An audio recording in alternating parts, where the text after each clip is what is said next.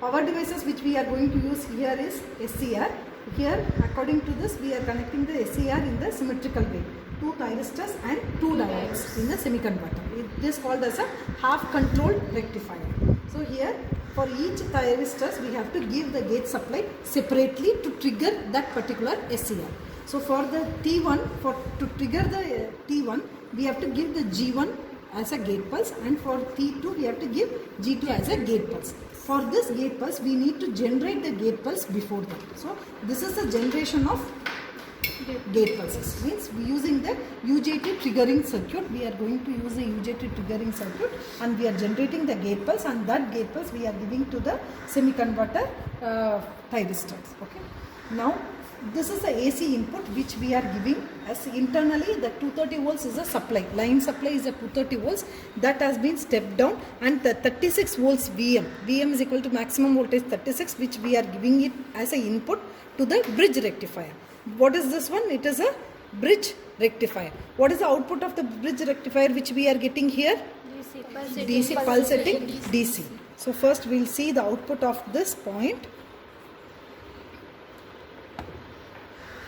See, this is the output of the pulsating DC, right? Here we have to calculate the number of lines for a one positive half cycle, for one half cycle, to calculate the firing angle.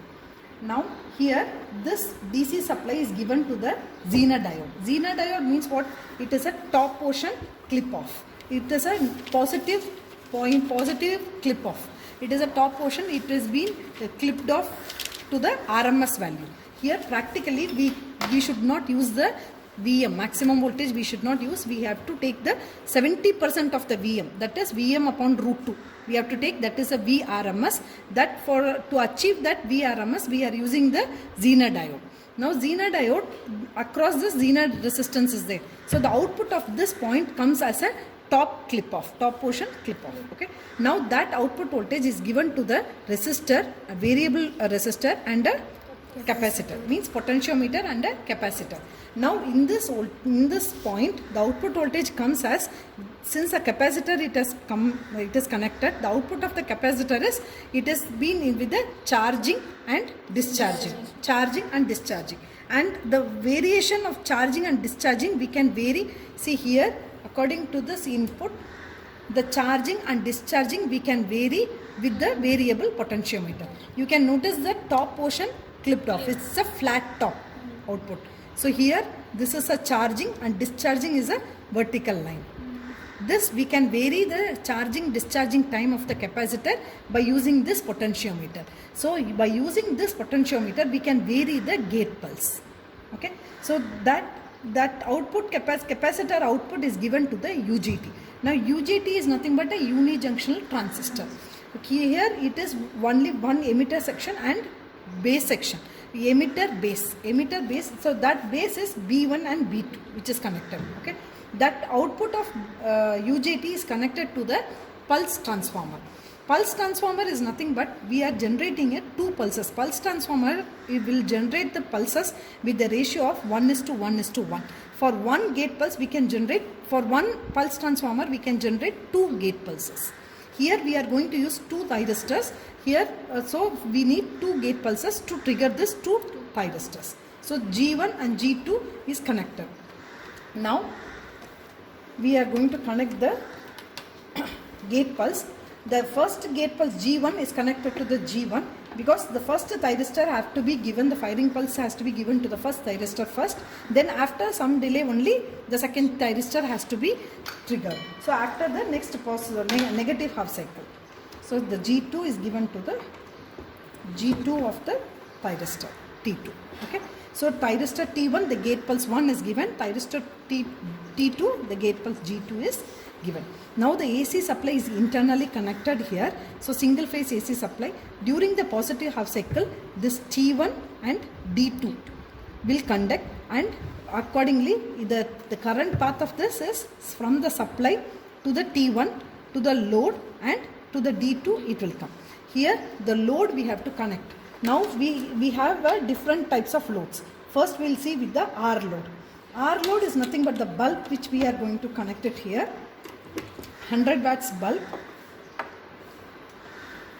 Now after connecting this bulb, the circuit gets completed. Here supply T1, load D2 and back to the supply. Here we are getting the output voltage. See, the bulb is glowing now. The output DC voltage is coming now, right? We'll see the waveform here.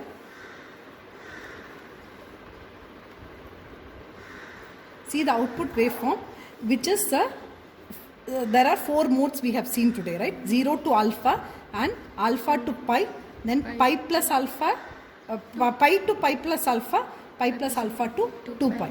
So here the horizontal line which is showing, it's a firing angle. That is a minimum angle which needs to trigger the thyristor. That will be controlled with the potentiometer. If I am going on increasing the firing angle, the output voltage will get reduced. Firing angle and the output voltage are inversely proportional. See, here the firing angle, I am going on increasing the firing angle by varying this potentiometer. By varying this potentiometer, the pulse, gate pulse which is given to the thyristor is varied. Accordingly, we can vary the output voltage. Here, according to our application, how much output voltage we want, we can get the output voltage accordingly. Is it clear? So, the maximum firing angle with a minimum output voltage. The firing angle practically it varies from from 30 degree to 160 degrees. Okay. See, this is the output voltage. Whatever the area which is there, if we are integrating, that is the output voltage VO. Right? The maximum output voltage we can see with the multimeter.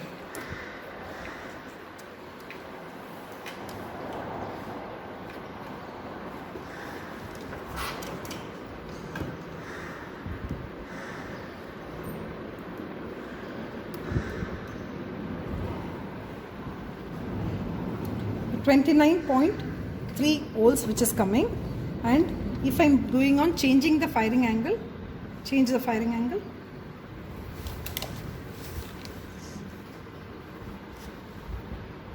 The firing angle, if you are going on increasing the firing angle, the output voltage is getting reduced.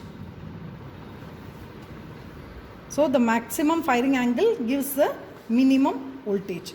We are increasing the firing angle, the output voltage is getting reduced now. Is it clear? This is the maximum firing angle. See the output for waveform for the maximum firing angle with the minimum voltage. This is a minimum voltage. Is it clear? Now with this we are converting from here, we are giving the output voltage as, here we are getting the output voltage as DC output voltage. Here we are giving the AC input and we are getting the output as DC.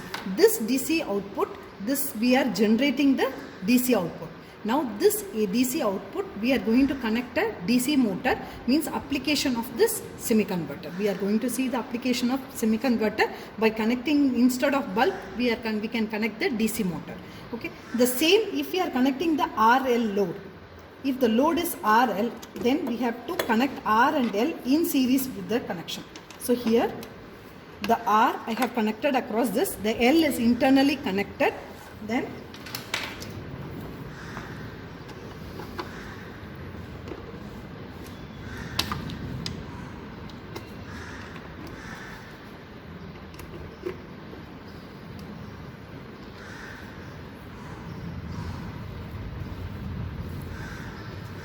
if you see the output waveform, due to the L connection, there is a negative, small part of the negative supply, because the L which is there in the load, during the 0 to alpha and pi to pi plus alpha, there is a storage which is the energy stored in the L gives a negative supply.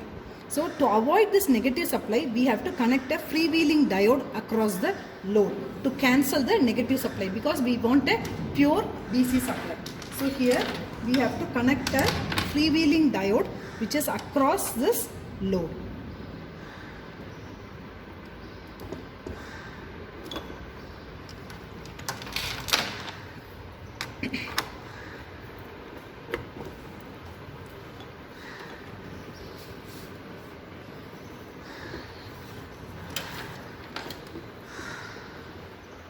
Now see the output voltage.